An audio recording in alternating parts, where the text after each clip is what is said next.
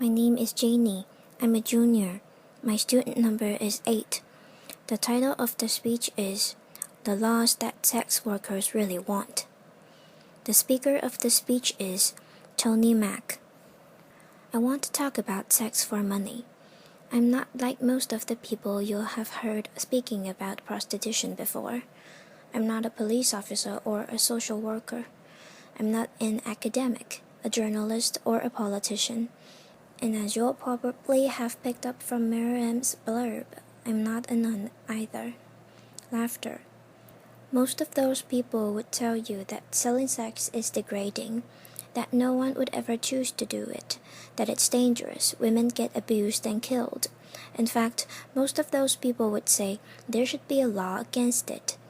Maybe that sounds reasonable to you. It sounded reasonable to me until the closing months of 2009, when I was working 2 dead-end minimum wage jobs. Every month my wages would just replenish my overdraft. I was exhausted and my life was going nowhere. Like many others before me, I decided sex for money was a better option. Now don't get me wrong, I would have loved to have won the lottery instead, but it wasn't going to happen anytime soon, and my rent needed paying. So I signed up for my first shift in a brothel. In the years that have passed, I've had a lot of time to think. I've reconsidered the ideas I once had about prostitution. I've given a lot of thought to consent and the nature of work under capitalism. I've thought about gender inequality and the sexual and reproductive labor of women. I've experienced exploitation and violence at work. I've thought about what's needed to protect other sex workers from these things. Maybe you've thought about them too. In this talk, I'll take you through the 4 main legal approaches applied to sex work throughout the world and explain why they don't work. Why prohibiting the sex industry actually exacerbates every harm that sex workers are vulnerable to. Then I'm going to tell you about what we as sex workers actually want. The first approach is full criminalization. Half the world, including Russia, South Africa, and most of the US, regulates sex work by criminalizing everyone involved. So that's seller, buyer, and third parties.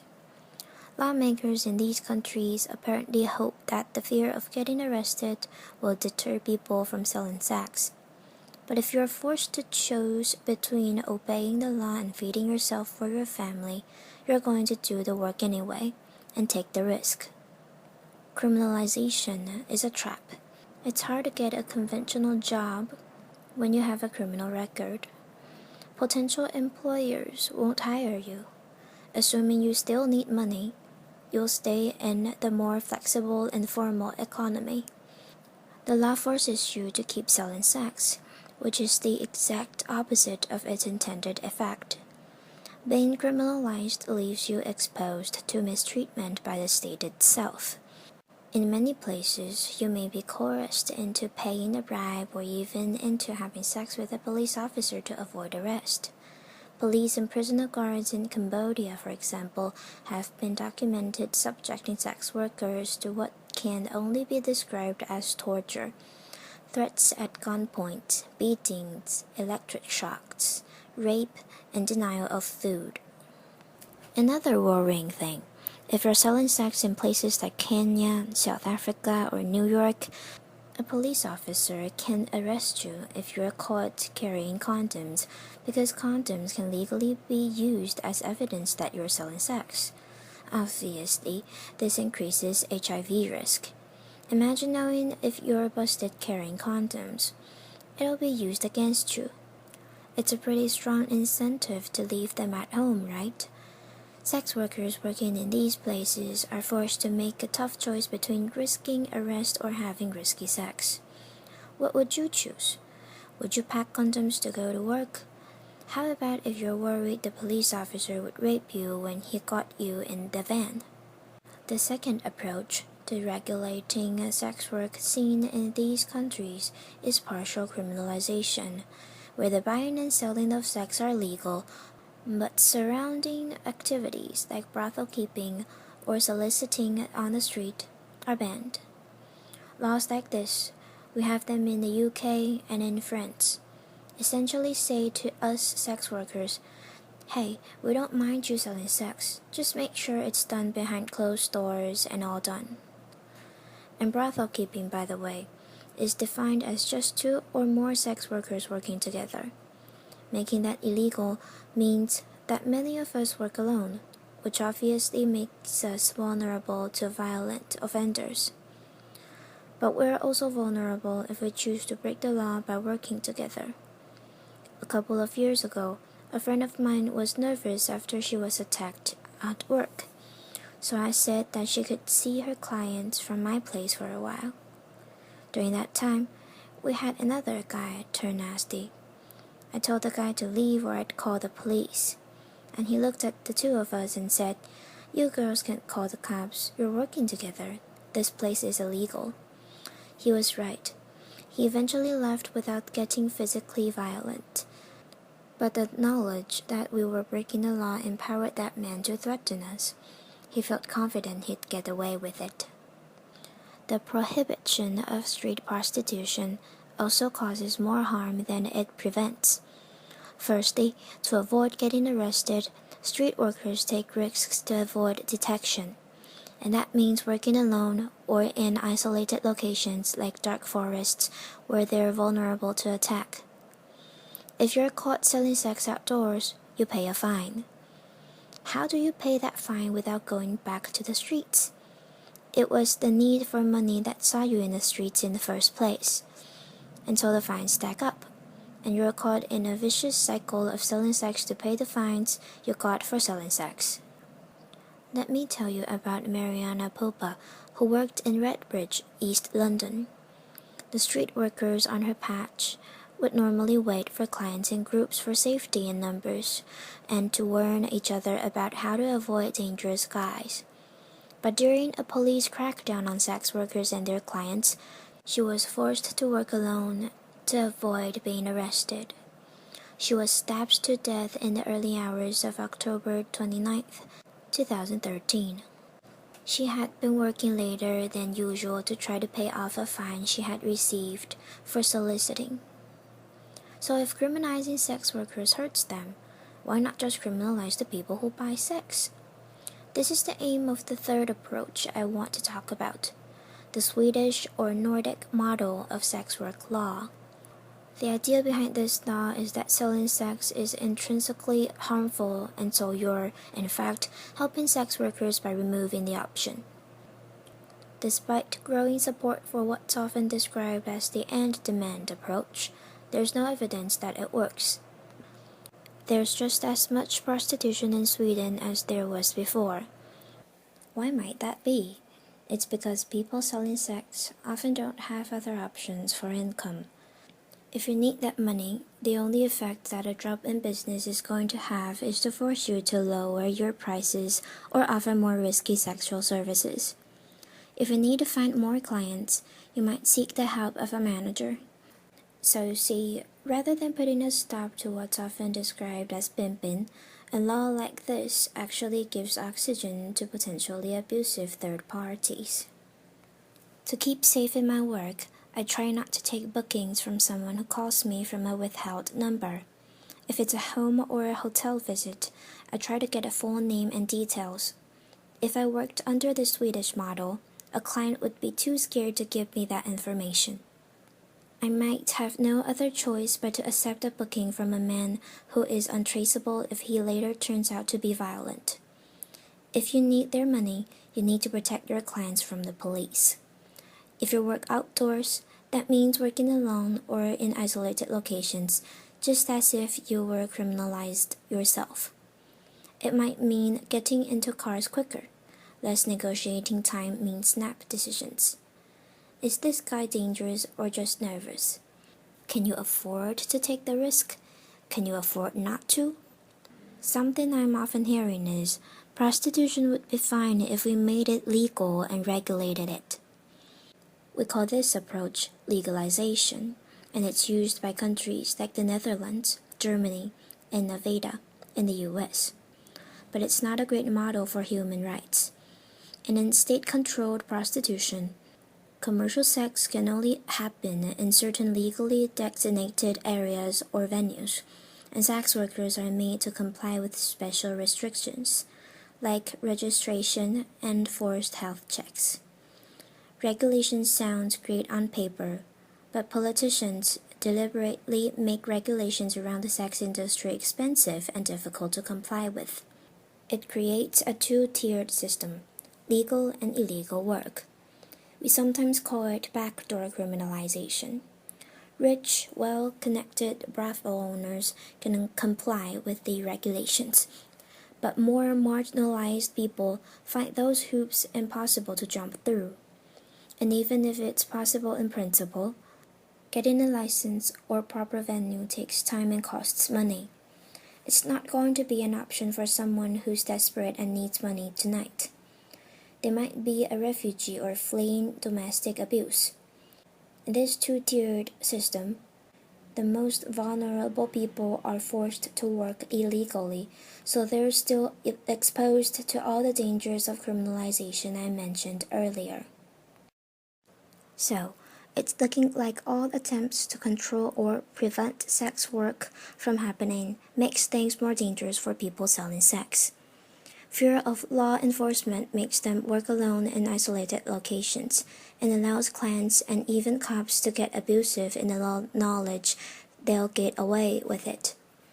Fines and criminal records force people to keep selling sex, rather than enabling them to stop. Crackdowns on buyers drive sellers to take dangerous risks and into the arms of potentially abusive managers. These laws also reinforce stigma and hatred against sex workers. When France temporarily brought in the Swedish model 2 years ago, ordinary citizens took it as a cue to start carrying out vigilante attacks against people working on the street. In Sweden, opinion surveys show that significantly more people want sex workers to be arrested now than before the law was brought in.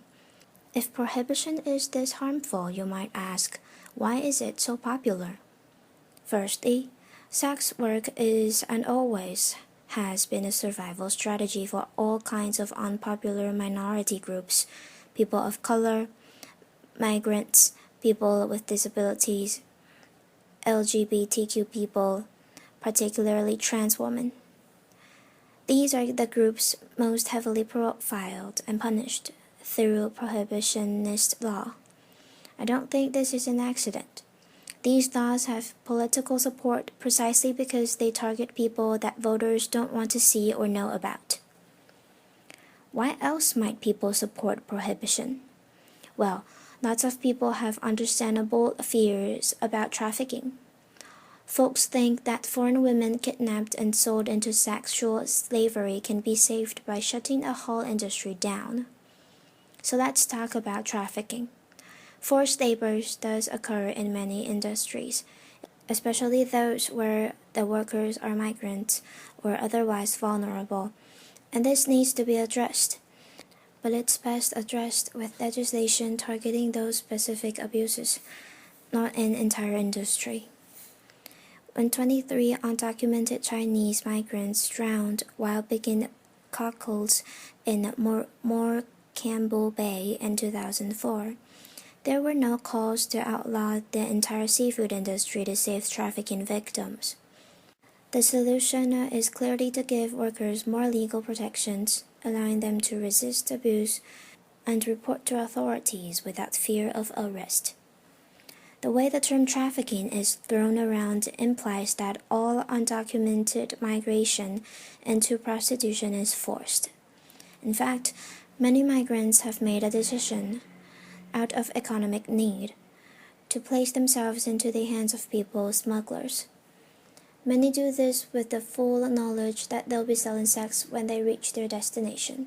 And yes, it can often be the case that these people smugglers demand exorbitant fees, coerce migrants into workers they don't want to do, and abuse them when they're vulnerable.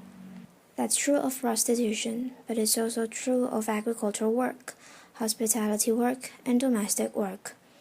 Ultimately, nobody wants to be forced to do any kind of work, but that's a risk many migrants are willing to take because of what they're leaving behind.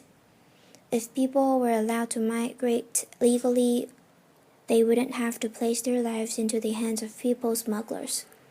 The problems arise from the criminalization of migration, just as they do from the criminalization of sex work itself. This is a lesson of history. If we try to prohibit something that people want or need to do, whether that's drinking alcohol, or crossing borders, or getting an abortion, or selling sex, you create more problems than you solve. Prohibition barely makes a difference to the amount of people actually doing those things, but it makes a huge difference as to whether or not they're safe when they do them.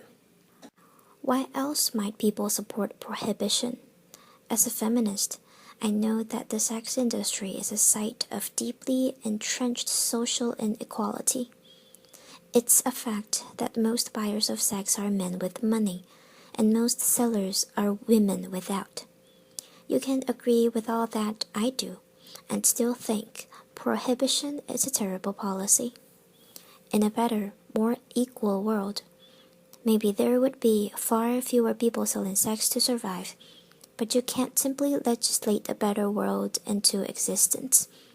If someone needs to sell sex because they're poor or because they're homeless or because they're undocumented and they can't find legal work, taking away that option doesn't make them any less poor or house them or change their immigration status. People worry that selling sex is degrading. Ask yourself, is it more degrading than going hungry or seeing your children go hungry? There's no call to ban rich people from hiring nannies or getting manicures, even though most of the people doing that labor are poor, migrant women. It's the fact of poor migrant women selling sex specifically that has some feminists uncomfortable. And I can understand why the sex industry provokes strong feelings. People have all kinds of complicated feelings when it comes to sex. But we can't make policies on the basis of mere feelings, especially not over the heads of the people actually affected by those policies. If we get fixated on the abolition of sex work, we end up worrying more about a particular manifestation of gender inequality rather than about the underlying causes. People get really hung up on the question, well, would you want your daughter doing it? That's the wrong question. Instead, imagine she is doing it. How safe is she at work tonight? Why isn't she safer? So we've looked at full criminalization, partial criminalization, the Swedish or Nordic model, and legalization, and how they all cause harm. Something I never hear asked is, what do sex workers want? After all, we're the ones most affected by these laws. New Zealand decriminalized sex work in 2003. It's crucial to remember that decriminalization and legalization are not the same thing. Decriminalization means the removal of laws that punitively target the sex industry, instead treating sex work much like any other kind of work. In New Zealand, people can work together for safety, and employers of sex workers are accountable to the state. A sex worker can refuse to see a client at any time for any reason, and 96% of street workers report that they feel the law protects their rights. New Zealand hasn't actually seen an increase in the amount of people doing sex work, but decriminalizing it has made it a lot safer. But the lesson from New Zealand isn't just that its particular legislation is good, but that, crucially, it was written in collaboration with sex workers, namely the New Zealand Prostitutes Collective. When it comes to making sex work safer, they were ready to hear it straight from sex workers themselves. Here in the UK, I'm part of sex worker-led groups like the Sex Worker Open University and the English Collective of Prostitutes, and we form part of a global movement demanding decriminalization and self-determination. The universal symbol of our movement is the red umbrella. We're supported in our demand by global bodies like UNAIDS, the World Health Organization, and Amnesty International. But we need more allies. If you care about gender equality or poverty or migration or public health, then sex worker rights matter to you. Make space for us in your movements. That means not only listening to the sex workers when we speak, but amplifying our voices. Resist those who silence us, those who say that a prostitute is either too victimized, too damaged to know what's best for herself, or else too privileged and too removed from real hardship, not representative of the millions of voiceless victims. This distinction between victim and empowered is imaginary. It exists purely to discredit sex workers and make it easy to ignore us. No doubt many of you work for a living. Well, sex work is work too. Just like you, some of us like our jobs. Some of us hate them. Ultimately, most of us have mixed feelings. But how we feel about our work isn't the point. And how others feel about our work certainly isn't. What's important is that we have the right to work safely and on our own terms. Sex workers are real people. We've had complicated experiences and complicated responses to those experiences. But our demands are not complicated.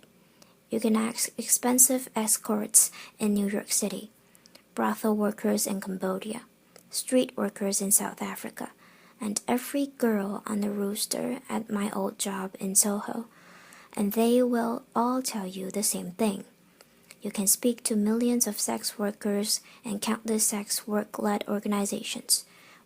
We want full decriminalization and labor rights as workers. I'm just one sex worker on this stage today, but I'm bringing a message from all over the world. Thank you. Applause. This is the end of the speech.